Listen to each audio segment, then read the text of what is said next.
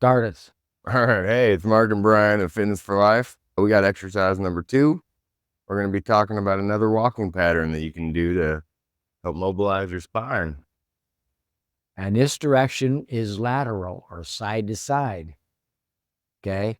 Because whether you may not realize it, but when you walk, there is a side to side component through the hips, which transfers upwards into the spine, which transfers downward through the knee into the foot and ankle.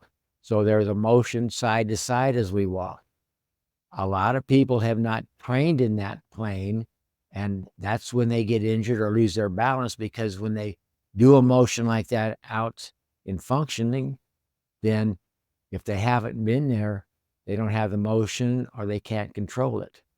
So you want to train this plane also. And again, we're going to be using greater ranges of motion than what you may normally use on a regular basis, but you want to be covered. You want to have that buffer zone.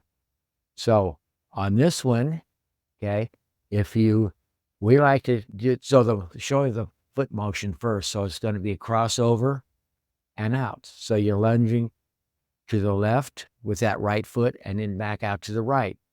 The easiest way to figure this one out, cross your right foot over. Now, again, if you use your hands on your hips, okay, and Brian crosses over, you can see that right elbow came forward, which means his pelvis rotated left. So that means the upper trunk has to go right. So you cross over there, you start in that position, then you're set, and then lunge out and back with the arm swing with it. Again, how relaxed can you make that look? Let those arms just free swing. You're not trying to hold them there mechanically. So just like Brian's doing, nice and free, working on your range of motion, but rotating back and forth, just like that, to mobilize that upper back, to mobilize the hips, the foot, the ankle, the knee.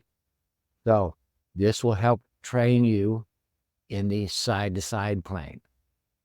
If you have further questions, contact us at fitness4lifept.com.